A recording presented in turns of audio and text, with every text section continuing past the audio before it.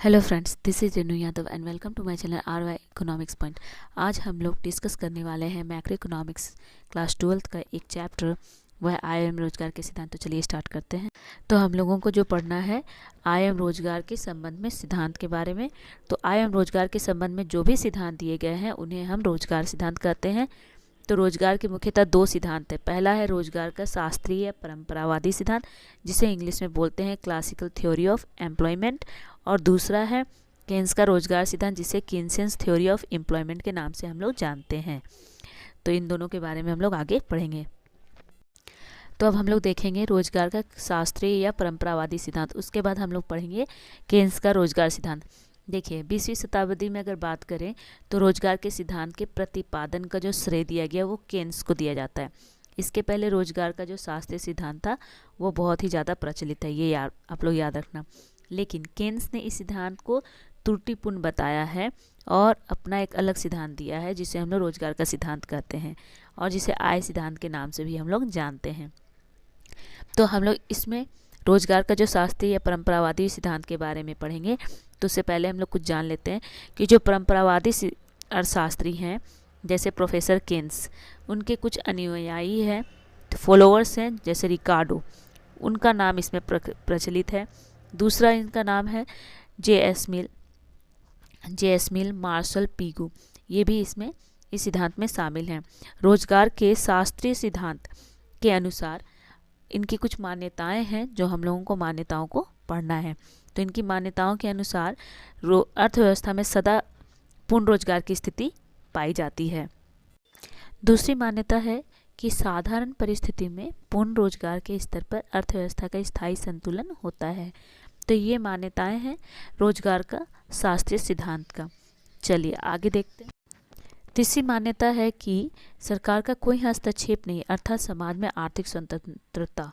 ठीक है, तो इसे आप समझ सकते हो कि अगर कोई अर्थव्यवस्था में बराबर हमेशा पूर्ण रोजगार की स्थिति बनी रहेगी, तब जब अर्थव्यवस्था में पूर्ण रोजगार की स्थिति को बनाए रखने के लिए सरकार और निजी उपक्रम यानी कि प्राइवेट इंटरप्राइज जो है किसी प्रकार का नियंत्रण नहीं करती हैं, बल्कि उन्हें स्वतंत्र रखती हैं, तो इस स्थिति में अर्थव्यवस्था में पूर्ण रोजगार की स्थिति बनी रहेगी। ठीक है, आगे तो अगली मान्यता है मान्यता नंबर 4, रोजगार के साधन पूर्ण रोजगार की स्थिति में होते हैं। और पांचवा जो है वो जेबीसी के बाजार नियम पर आधारित है।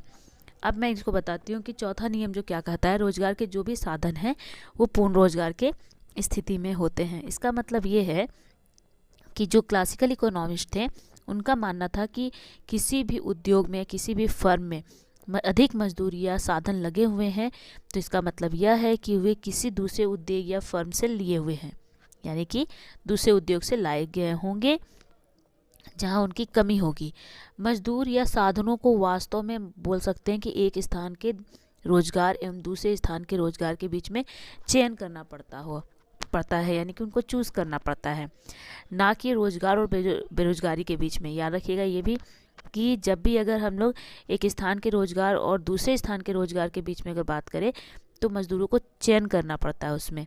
तो यही कारण है कि जितने भी साधन हैं, ठीक है, रोजगार के साधन, वो क्या होते हैं, रोजगार की स्थिति में होते हैं। और पांचवा मान्यता है कि यह जो रोजगार का जो सिद्धांत है यह जेबीसी के बाजार नियम पर आधारित है। तो शास्त्रीय अर्थशास्त्री जो हैं उनका मानना है कि पूर्ण रोजगार की जो मान्यता है वो जेबीसी के बाजार नियम पर आधारित है। ठीक है, पर इस नियम के अनुसार क्या है कि अर्थव्यवस्था में सामान्य बेरोजगारी जो है या अति उत्पादन की स्थिति नहीं उत्पन्न होती है। याद रखिएगा ये एक मान्यता है कि अगर जेबीसी के बाजार नियम जो रोजगार के सिद्धांत पर लागू होती है तो उस नियम के अनुसार अर्थव्यवस्था में कभी भी आपका क्या बोलते हैं अति उत्पादन, या फिर बोल सकते हैं कुल मांग की अपर्याप्तन, जो बोलते हैं कमी, कुल मांग की कमी कभी भी नहीं हो सकती। ठीक है, चलिए आगे देखते हैं। और अर्थशास्त्रियों ने ये भी बताया है कि जो जेबीसी की जो मान्यता है उनके अनुसार पूर्ति अपनी मांग स्वयं ही सृजन कर लेती है, यानी कि जो सप्लाई है वो क्रिएट्स करती है अपना डिमांड खुद से। ठीक है, तो supply creates it's on demand. तो यह रोजगार के सिद्धांत पर लागू होता है। छठी मान्यता यह है कि शास्त्रीय अर्थशास्त्रियों ने कहा कि पूर्ण रोजगार की स्थिति भले ही अर्थव्यवस्था में हो, पर कुछ मात्रा में ऐच्छिक बेरोजगारी, जिसे हम लोग वॉलेंट्री अनएम्प्लॉयमेंट, और कुछ मात्रा में अस्थिर बेरोजगारी फ्रिक्शनल अनएम्प्लॉयमेंट रह सकती है। होती है नहीं, रह सकती है, क्योंकि इन दोनों प्रकार की जो बेरोजगारी होती है, हम वास्तविक अर्थ में बेरोजगारी तो नहीं कहते इसे, क्योंकि ये गतिशील समाज में हमेशा ही क्या होते हैं, मौजूद होते हैं। अगर हम लोग ऐच्छिक बेरोजगारी की बात करें, ऐच्छिक बेरोजगारी की, तो ये किस प्रकार की बेरोजगारी, क्या किसे कहते हैं ऐच्छिक बेरोजगारी? तो यह एक ऐसी अवस्था है जिसमें मजदूर प्रचलित मजदूरी दर पर काम करना नहीं चाहते। मतलब जो अभी मजदूरी दर चल रही है उस पर वो काम नहीं करना चाहते हैं, तो वो बेरोजगार बैठे रहते हैं। तो इस प्रकार की बेरोजगारी को हम लोग ऐच्छिक बेरोजगारी कहते हैं। देखिए, रोजगार के सिद्धांत में कुछ बेरोजगारी के भी टर्म को याद रखना जरूरी होता है, क्योंकि इससे आपको और समझ में आएगा कि किस तरह के मजदूर इसमें काम करने के लिए आते हैं। उसके बाद मैं और इसमें बता दूं कि अस्थिर बेरोजगारी के बारे में। ठीक है, अस्थिर बेरोजगारी जिसको हम लोग बोलते हैं फ्रिक्शनल अनएम्प्लॉयमेंट। फ्रिक्शनल अनएम्प्लॉयमेंट तब उत्पन्न होती है, तब मतलब सामने आती है, जब श्रम बाजार में अपूर्णता के कारण लोग क्या करते हैं, अस्थायी रूप से बेरोजगार हो जाते हैं। अपूर्णता के कारण, ठीक है, याद रखिएगा, अपूर्णता के कारण ही लोग क्या करते हैं, अस्थायी रूप से बेरोजगार हो जाते हैं। मतलब कह सकते हैं कि अर्थव्यवस्था में, उद्योग में प्रायः क्या होता है, कभी उद्योग अच्छी कंडीशन में होती है या कोई काम इंडस्ट्री बहुत ग्रो करती है, और कभी कभी क्या होता है कि कोई कंपनी है जो उसका बहुत ही रेट, मतलब ग्रोथ रेट नीचे चला आता है। तो इस तरह के कंडीशन आते रहते हैं, जिससे मजदूर एक उद्योग से दूसरे उद्योग में जाना चाहते हैं। यानी कि जहाँ कोई भी कंपनी अच्छा काम कर रही होगी, प्रोग्रेस कर रही होगी, तो लोग क्या करते हैं ना, जो मजदूर है वो छोड़कर दूसरे कंपनी में चले जाते हैं। तो कुछ कारणवश क्या होता है कि 1 सप्ताह या 10 दिन या 12 दिन 15 दिन लग जाता है, जिस कारण से वो बेरोजगार हो जाते हैं, जिसे हम लोग अस्थिर बेरोजगारी कहते हैं। लेकिन ये भी है कि अर्थशास्त्री जो हैं, शास्त्रीय अर्थशास्त्री के अनुसार, कि पूर्ण रोजगार की स्थिति में अनैच्छिक बेरोजगारी हो ही नहीं सकती। ये याद रखिएगा कि इनके अनुसार कि पूर्ण रोजगार की स्थिति में कभी भी अनैच्छिक बेरोजगारी नहीं हो सकती। आगे बात करें तो जो 7वीं मान्यता आती है कि अर्थव्यवस्था में या रोजगार में बात करें, कभी भी अनैच्छिक बेरोजगारी नहीं हो सकती है। ये जैसे इनवॉलंटरी अनएम्प्लॉयमेंट कभी भी देखने को नहीं मिलती है, ऐसा क्लासिकल इकोनॉमिस्ट मानते हैं। और ये भी है कि जो क्लासिकल थ्योरीज हैं उसमें अनैच्छिक बेरोजगारी का कोई जिक्र ही नहीं है, क्योंकि ऐसा कभी नहीं हो सकता कि लोग काम करना चाहें और उन्हें रोजगार ना मिले। क्योंकि जो हम लोग रोजगार के सिद्धांत को पढ़ रहे हैं उसमें साफ कहा गया है, क्योंकि क्लासिकल इकोनॉमिस्ट ये मान चुके हैं कि पूरी की पूरी अर्थव्यवस्था में जो भी रोजगार है उसमें पूर्ण रोजगार की स्थिति पाई जाती है, सभी लोग उसमें काम में लगे होते हैं, तो अनैच्छिक बेरोजगारी की बात ही नहीं उठती। उसके बाद यहाँ और है कि उन्हें रोजगार मिले या ना मिले, फिर भी वहाँ पर अनैच्छिक बेरोजगारी रोजगार में देखने को नहीं मिलती है। वास्तव में पूर्ण रोजगार वाली जो भी अर्थव्यवस्था में रोजगार की इच्छा रखने वाले जो भी व्यक्ति होते हैं, हर व्यक्ति के लिए रोजगार के अवसर अवश्य उपलब्ध होंगे। ऐसा क्लासिकल इकोनॉमिस्ट मानते हैं कि रोजगार के अवसर उपलब्ध हैं, लोग वहाँ काम करने जाएं या ना जाएं ये उनके ऊपर निर्भर करता है, पर रोजगार में कभी भी, अर्थव्यवस्था में कभी भी रोजगार की कमी नहीं हो सकती है। तो ये रोजगार के सिद्धांत के बारे में कुछ ऐसी मान्यताएं थी कि अनैच्छिक बेरोजगारी नहीं हो सकती। ये सातवां मान्यता याद रखिएगा, नहीं होती। ठीक है, क्यों नहीं होती आपको समझ में आ गया होगा, क्योंकि ये क्लासिकल इकोनॉमिस्ट का मानना था। अब यहाँ और एक चीज़ मैं बता दूँ कि अगर कुछ क्लासिकल इकोनॉमिस्ट मानते हैं कि अनैच्छिक बेरोजगारी के अस्तित्व को लेकर बहुत लोग अस्वीकार कर देते हैं, नहीं मानते इस चीज़ को, पर जबकि वास्तविक जीवन में बड़ी संख्या में लोग आज ऐसे हैं जो काम तो करना चाहते पर उनको रोजगार नहीं मिलता। ये भी है, पर इसका आंसर उन्होंने दिया है कि जो क्लासिकल इकोनॉमिस्ट ने है उनका मानना है कि बाजार की मुक्त शक्तियों के साथ जब सरकार या श्रम संघों की सामूहिक कार्यवाही यानी कि कलेक्टिव एक्शन शुरू होता है, तभी बेरोजगारी की स्थिति उत्पन्न होती है। यानी कि ये लोग पूर्ण रूप से क्या करते हैं ना, मानते हैं कि सरकार की जो है ना, सरकार का हस्तक्षेप, यानी कि जो गवर्नमेंट है, जो सरकार है, सरकार का कोई हस्तक्षेप नहीं होना चाहिए, सरकार अहस्तक्षेप, ठीक है, याद रखिएगा, अहस्तक्षेप की नीति होती है। यानी कि इसमें सरकार की कोई हस्तक्षेप नहीं होनी चाहिए, ठीक है, क्योंकि सरकार हस्तक्षेप करेंगे तो बहुत सारे कार्य अवरुद्ध हो जाएंगे, बहुत सारे पाबंदियां लगाई जाएंगी। जैसे मैं बता दूं, श्रम संघों द्वारा जैसे सामूहिक सौदेबाजी होती है, जैसे कलेक्टिव बार्गेनिंग, वो नहीं होना चाहिए। सरकार द्वारा जो सरकार के द्वारा जो न्यूनतम मजदूरी होती है वो, ये सब हस्तक्षेप हैं। उसके बेरोजगारी बीमा, बेरोजगारों को मिलने वाली जो सरकारी सहायता है, ये सारी चीज़ें, इन हस्तक्षेप के कारण क्या होता है, अपूर्ण श्रम बाजार यानी कि इम्परफेक्ट लेबर मार्केट मतलब बनता है। तो यहाँ मैं बता दूं कि इसको भी आप लोग याद रखिएगा, अपूर्ण श्रम बाजार ये कब बनता है, जब अपूर्ण श्रम बाजार कब बनता है, जब एक बात याद रखिएगा, जब सरकार हस्तक्षेप करती है तब बनता है। और दूसरी बात है, मजदूरी की दरें प्रतियोगिता के स्तर पर नहीं गिर पाती, और इस प्रकार श्रमिकों एवं उनके हितैषियों के लिए भी एक अधिकारपूर्ण व्यवहार के कारण ही बेरोजगारी उत्पन्न होती है। और एक चीज़ ये भी है कि अगर कोई सिर्फ अपने बारे में स्वार्थ के रूप में सोचते हैं रोजगार के क्षेत्र में, तब इस तरह की स्थिति में भी बेरोजगारी उत्पन्न होती है। इसके संबंध में मैं एक बात बताऊं कि प्रोफेसर पीगू ने भी कहा कि यदि श्रमिकों के बीच पूर्ण प्रतियोगिता हो तो बेरोजगारी के दबाव से मजदूरी की दर में तब तक कमी होगी जब तक सभी काम चलने वाले, मतलब काम चाहते होंगे तो काम चाहने वालों को रोजगार ना मिल जाए। मतलब इसका कहना ये है प्रोफेसर पिगू का कि यदि श्रमिकों के बीच पूर्ण प्रतियोगिता, परफेक्ट कंपटीशन हो और बेरोजगारी का एक प्रेशर हो, दबाव हो, जिससे मजदूरी की दरों में तब तक कमी होगी जब तक कि सबको नौकरी ना मिल जाए। देखिए, रोजगार के सिद्धांत के बारे में बहुत सारे टर्म हैं जो कि आपको याद रखने हैं, ठीक है। ये तो 8 पॉइंट हैं जिसको आपको एकदम बिल्कुल याद रखने हैं। आगे अगली जो मान्यता है रोजगार सिद्धांत के बारे में, जो क्लासिकल इकोनॉमिस्ट मानते हैं कि अगर मजदूरी की दरों में कमी कर दी जाए तो बेरोजगारी को दूर किया जा सकता है।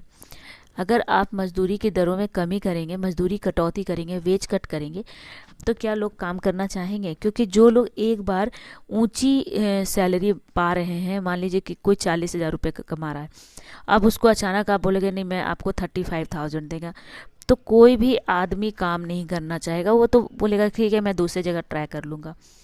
तो इस तरह की जो मान्यता है कि मजदूरी कटौती करके हम लोग बेरोजगारी को दूर कर सकते हैं और अर्थव्यवस्था में जो रोजगार है उसमें पूर्ण रोजगार की स्थिति को लाया जा सकता है। मैं और एक बात बता दूं कि अगर उनके जो क्लासिकल इकोनॉमिस्ट हैं, रोजगार वास्तव में वास्तविक मजदूरी पर निर्भर करती है। याद रखिएगा, एक चीज़ याद रखिएगा कि जो क्लासिकल इकोनॉमिस्ट हैं, नेक्स्ट पॉइंट आता है 10 नंबर, वास्तविक मजदूरी पर निर्भर करता है। वास्तविक मजदूरी, ठीक है, मजदूरी।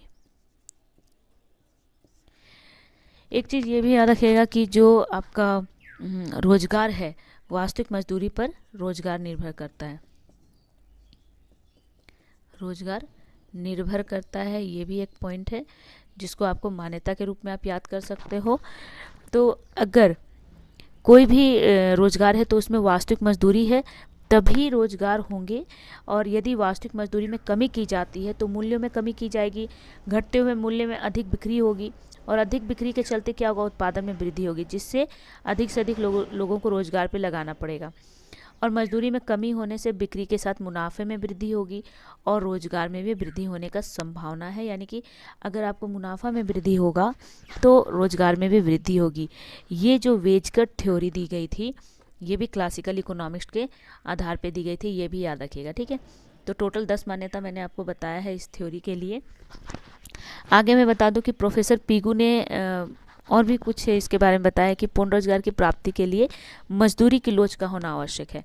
इसमें और एक चीज़ बताऊं कि जो क्लासिकल इकोनॉमिस्ट हैं उसमें मजदूरी की लोच के बारे में बताया गया है।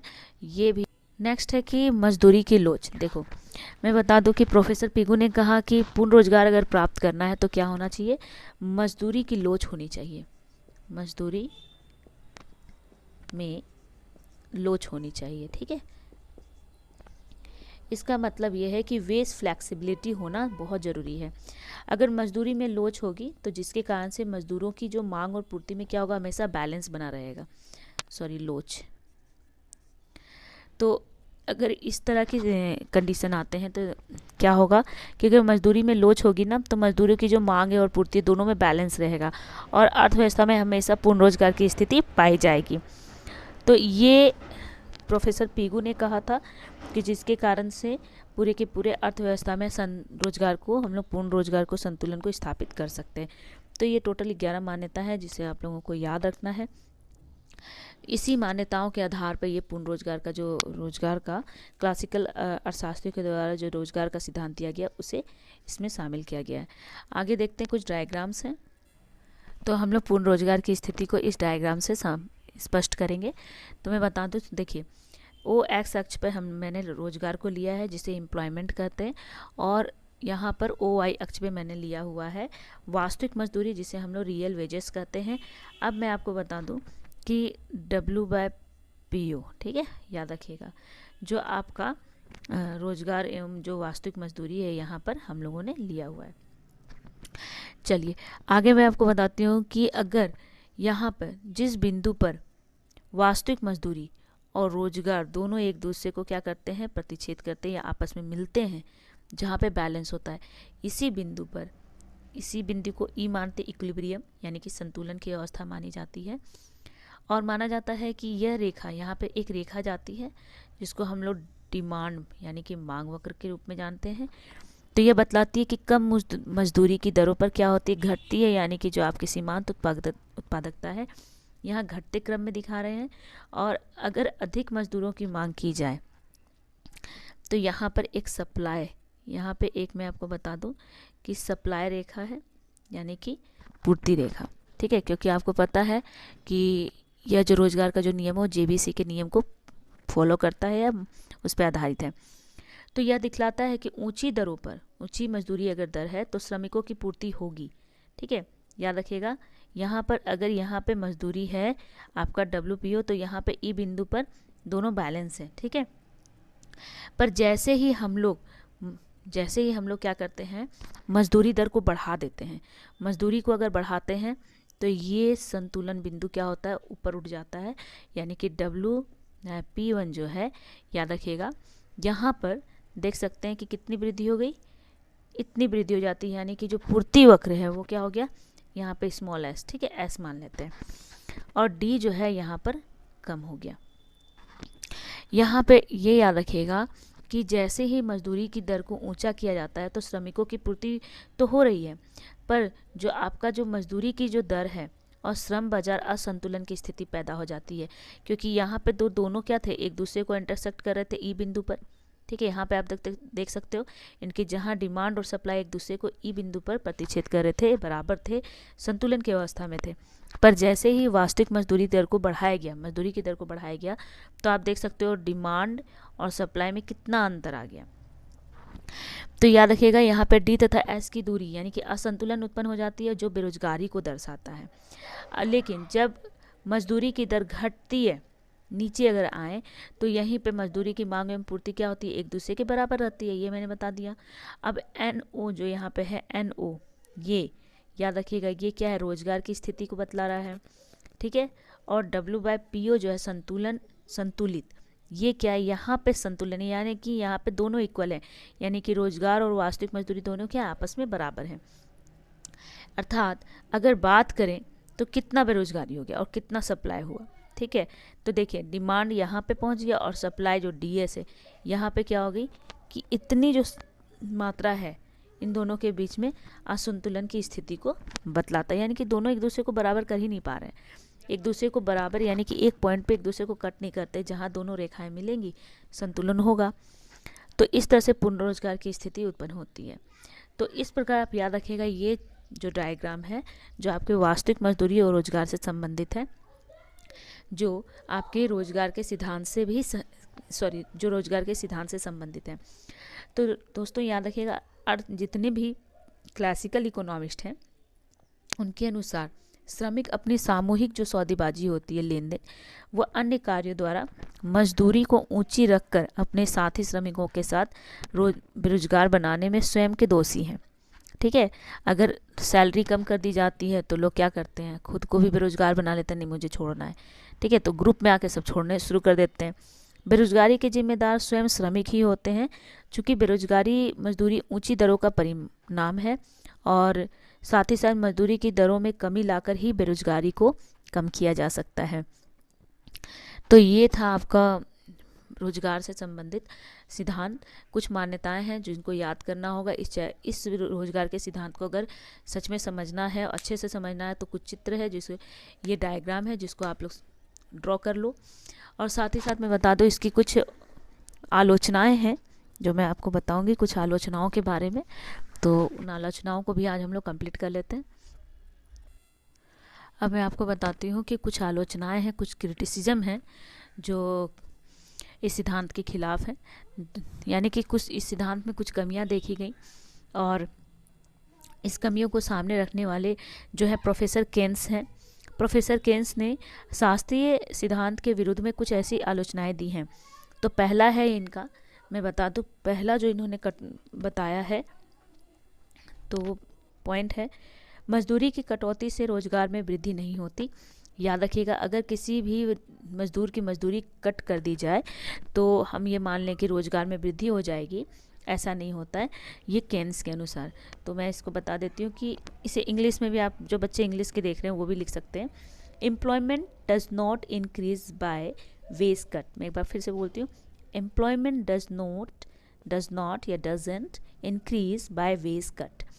अब मैं बताती हूँ कि प्रोफेसर केन्स ने जो कहा था, प्रोफेसर केन्स ने इस शास्त्रीय विचार को बहुत जोरदार बोल सकते हैं या बहुत ही फोर्सफुल्ली कहा था कि अगर मजदूरी कटौती की जाती है तो क्या रोजगार में वृद्धि होती है?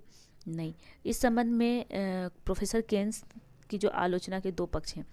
पहला याद रखिएगा क्या है, व्यवहारिक है, प्रैक्टिकल एस्पेक्ट में अगर देखा जाए, ठीक है, एस्पेक्ट में देखा जाए, और दूसरा है थ्योरेटिकल एस्पेक्ट।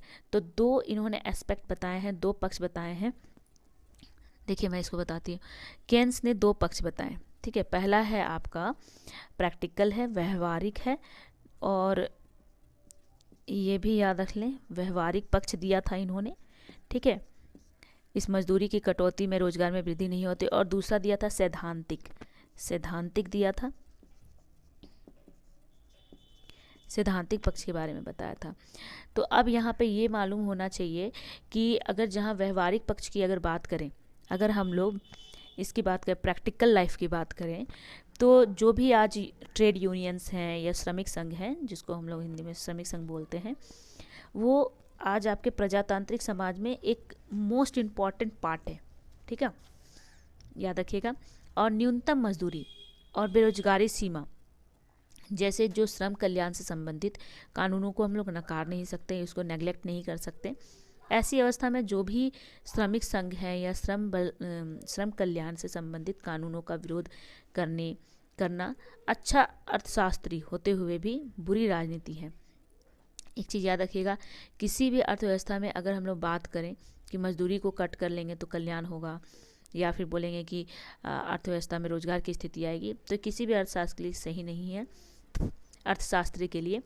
उसके बाद मजदूरी में कमी करके रोजगार बढ़ने का जो प्रोफेसर पीगू ने सुझाव दिया था, ये पूर्ण प्रतियोगी श्रम बाजार या फिर बोल सकते हैं एक पूर्ण सत्तावादी अर्थव्यवस्था में लागू होता है, कंप्लीटली ऑथोरिटेरियन इकोनॉमी में लागू होता है, या फिर बोल सकते हैं फ्रीली कॉम्पिटिटिव लेबर मार्केट में ये लागू होता है, ठीक है।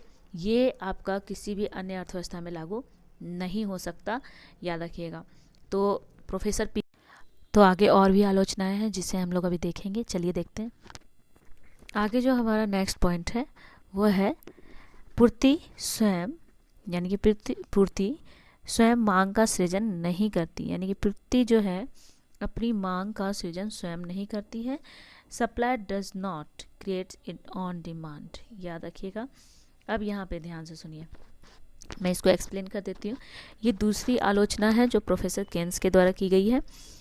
इनके अनुसार जो भी क्लासिकल इकोनॉमिस्ट हैं उनका मानना था कि पूर्ति जो है ना अपनी मांग का सृजन स्वयं नहीं करती है, बल्कि ये जो प्रोफेसर केन्स के अनुसार जो यह धारणा बिल्कुल गलत है। और इसका कारण यह है कि लोग अपनी सारी आय को, जितना भी वो इनकम करते हैं, वो आय अपनी सारी इनकम को वस्तु और सेवाओं पे खर्च नहीं करते। ये सभी को पता है कि जितना भी वो उनकी इनकम होती है उसको सारे के सारे को हम लोग खर्च नहीं करते, बल्कि उसका कुछ भाग जो होता है वो हम लोग क्या करते हैं, बचा लेते हैं, जिसको सेविंग कहते हैं, और जिससे वस्तुओं की वर्तमान मांग कम हो जाती है। अब जैसे कि हम लोग अपने आय का कुछ भाग बचा के रखते हैं, यानी कि इसका मतलब है कि हम लोग अपनी कुछ ज़रूरतों को कटौती करते हैं जो आवश्यक नहीं होती हैं। और वर्तमान उत्पादक का एक हिस्सा अगर बात करें तो जो एक हिस्सा होता है जो वो बिक नहीं पाता, वो बच जाता है। तो बचत के कारण समाज में आय व्यय प्रवाह यानी कि इनकम एक्सपेंडिचर फ्लो जो है उसमें क्या होती है, बाधा उत्पन्न होती है। ठीक है, यानी कि आय और व्यय, यानी कि हमारा जो आय आया उसको जो खर्च करना था उसमें क्या होता है, वो एक कंटिन्यूटी नहीं बनी रहती, वो कम होते रहती है, जिससे कुल मांग कम हो जाती है। अगर टोटल डिमांड कम होगी, टोटल डिमांड क्या हो जाती है, यानी कि एग्रीगेट डिमांड, सॉरी, या फिर एग्रीगेट डिमांड जो होती है वो क्या होती है, कम हो जाती है। और कम होने के कारण क्या होता है, ओवर प्रोडक्शन होता है। ओवर प्रोडक्शन होता है, हाई हो जाता है। क्यों होता है भाई, क्योंकि हम लोगों ने जो अपना इनकम था ना वो कुछ का क्या कर लिया, कुछ भाग उसका बचा लिया, और बचा लिया जिसके कारण से ये सारी समस्याएं देखने को मिलती हैं। ठीक है, अब इसमें क्लासिकल इकोनॉमिस्ट ने ये भी बताया है कि जब भी बचत जो होगी, क्लासिकल इकोनॉमिस्ट ने इसका आंसर भी दिया है, मैं आपको वो भी बता देती हूँ कि देखो क्या कहा था क्लासिकल इकोनॉमिस्ट ने, कि बचत भी पूंजीगत वस्तुओं के लिए खरीद के लिए खर्च कर सकते हैं। यानी कि आपने जो सेविंग करा है, जो एस करा यानी कि सेविंग करा, वो क्या कर सकते हैं हम लोग, उसको बचत के रूप में यूज़ कर सकते हैं, प्रयोग कर सकते हैं। इससे क्या होगा कि आपका जो पैसा बचत के रूप में है उसको हम लोगों ने इन्वेस्ट कर दिया कहीं। ठीक है, और बचत जो होगा अंतिम रूप में विनियोग हो जाएगा, यानी कि इन्वेस्टमेंट होगा, और यह विनियोग व्यय का ही एक अंग है। यानी कि आपने खर्चा तो किया पर कहीं इन्वेस्ट किया जिससे आपको प्रॉफिट मिलेगा। ठीक है, तो बचत और विनियोग के बीच समता लाने के लिए ब्याज की दर का जरूरी होता है, क्योंकि जब हम लोग किसी चीज़ में विनियोग करेंगे ना, तो जो अपनी बचत को विनियोग करेंगे तो उसमें हमको क्या होगा, ब्याज मिलेगा। ठीक है, लेकिन इसका फिर विरोध किया केन्स ने और कहा कि जो विनियोग की जो मात्रा है एक एक्सपेक्टेड रेट ऑफ प्रॉफिट पे डिपेंड करता है, यानी कि जो मात्रा है संभावित लाभ की दर पर निर्भर करता है, ना कि ब्याज की दर पर। याद रखिएगा, जब भी विनियोग किया जाता है तो हम लोग लाभ की दर को एक्सपेक्ट करते हैं, ये नहीं पता होता कि हमें इतना ही लाभ मिलेगा, कम भी मिल सकती है, ज़्यादा भी मिल सकती है, कोई फिक्स नहीं होता है। और आज की अगर बात करें मॉडर्न एज की, तो बचत और विनियोग करने वाले व्यक्ति बिल्कुल अलग अलग होते हैं, उनकी प्रेरणा अलग होती है, उनके डिमांड अलग होते हैं, और ज़रूरी नहीं होता है कि जो बचत और विनियोग बिल्कुल एक दूसरे के बराबर हो जाए।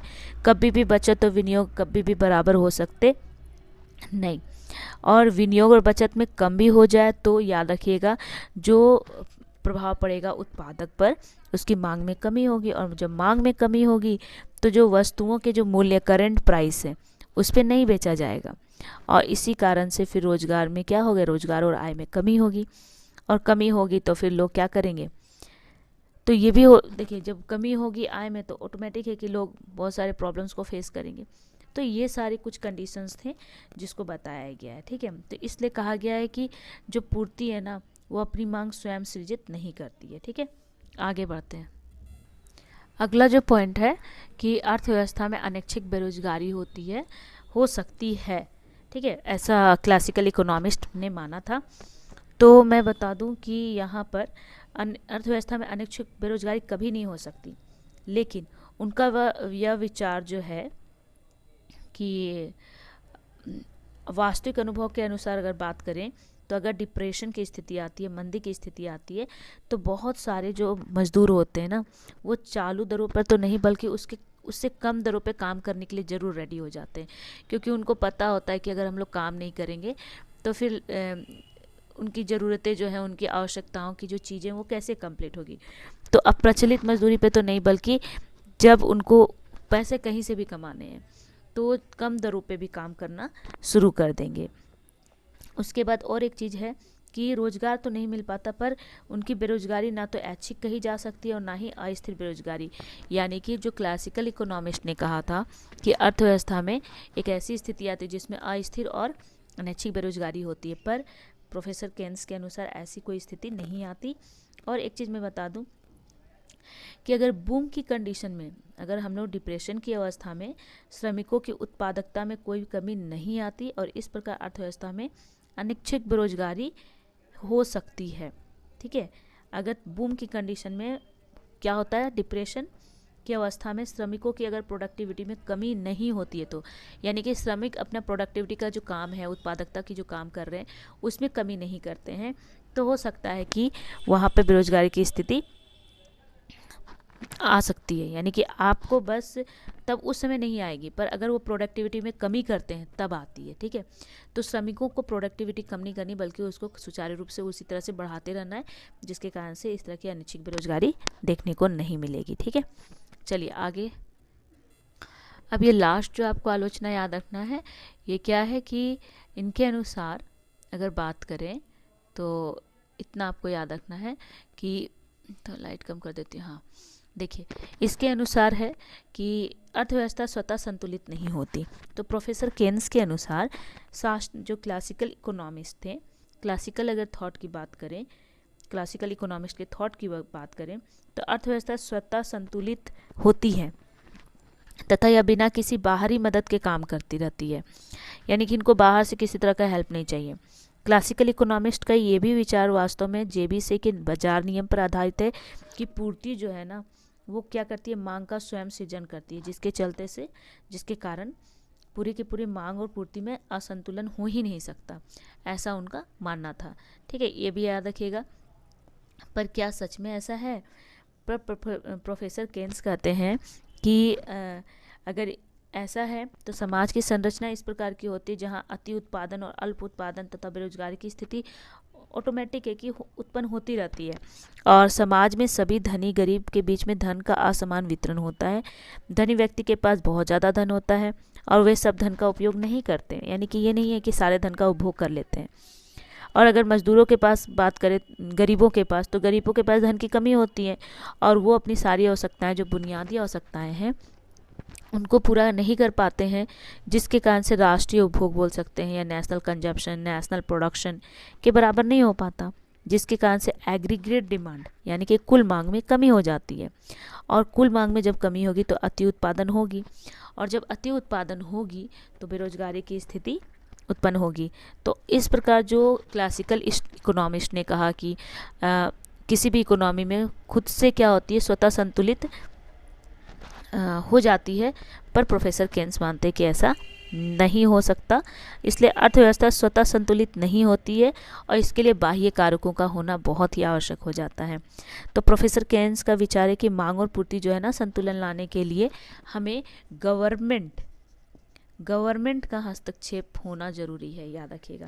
ठीक है, गवर्नमेंट का, और ये बहुत ही ज़्यादा ज़रूरी होता है क्योंकि गवर्नमेंट ही क्या करती है, इन्वेस्ट करती है। और किसी भी अर्थव्यवस्था में, क्योंकि गवर्नमेंट बिना मतलब प्रॉफिट के ही बहुत सारी सुविधाएं लोगों को देती है, जिससे किसी अर्थव्यवस्था का विकास होता है। ठीक है, तो गवर्नमेंट इंटरफेरेंस होना बहुत ज़रूरी है।